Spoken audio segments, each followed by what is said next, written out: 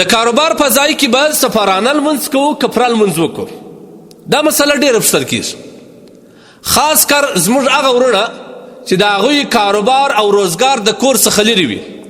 دومرې اندازه وي چې شرعي د سفر چې کومه اندازه د هغه پوره وي یا د هغه زیاته وي. دی هلته کاروبار کوي، اوس په دې تشویش کې دي چې زه خو هره هفته ځم کور ته او بیرته بیا د کاروبار ځای ته د هفتې په ورځ راځم. دغه هفته چې زه د کاروبار په ځای کې تېروم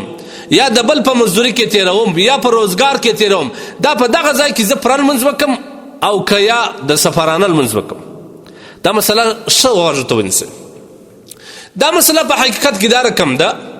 که چیرې یو سړی د خپل وطن څخه یا د خپل کلي څخه یا د خپلې علاقې او کور څخه کاروبار وتلی کاروبار کې، د کاروبار د ځای او د وطن په مابینځ کې د سفر اندازه وي 7.5 کیلومتره. دی چې کله راووځي د شنبې په ورځ ځي، بیا د پنجشنبې په ورځ برته راځي کور ته. دغه کس به هلته پوره لمونځ کوي که به سفرانه یا قصر لمونځ کوي. زموږ فقها وایي که چیرې یو سړی د کوره راووتی د کاروبار یا روزګار یا بل نیت باندې راووتی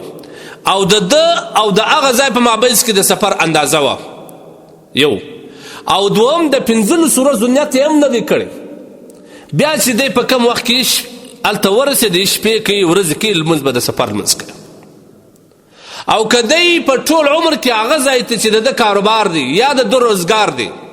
یا دی اوس ورځي یو وخت یا اوس د 15 ورځو نیت کړی و یا یې اوس وکړي، نو بیا چې کم وخت دی د خپل د کاروبار یا د روزګار ځای ته ځي،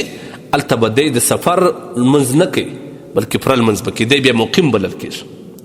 یعنې که چیرې دغه د کاروبار ځای ته ته ځې ولو که اوس یوه هفته تېره، لیکن مخکې تا په دې ځای کې چې دا ستا کاروبار دی یا روزګار دی، په دې ځای کې تا د 15 ورځو نیت نه دی کړی، نه دی اوس کړی دی، بیا که ته هر څومره وخت هلته په هفته کې ځې او راځې، هلته به ته پوره لمونځ نه کوې، سفرانه لمونځ به کوې. او که دغه وطن کې چې دا ستا کاروبار هلته دی، هلته تا یو وخت د 15 ورځو نیت کړی و یا دې اوس وکړي، د 15 ورځو د نیت نه وروسته بیا ته که هفته تېرې که 3 ورځې تېرې که 10 ورځې تېرې، بیا ته مقیم وې، ستا لمونځ چې کوم دی ته به پوره لمونځ کوې، ځکه تا هلته یو وار د 15 ورځو د اقامت نیت کړی دی، هغه ستا وطن اقامت دی. په دې اړه باندې زموږ فقها ډېر ښه وضاحت کوي. بدایع صنایع په کتاب الصلات کې، بحر رائق په کتاب الصلات کې باب الصلات مسافر کې د دې وضاحت کوي. نو خلاصه دا هغه کاروباریان حضرات چې د کوره لرې کاروبار کوي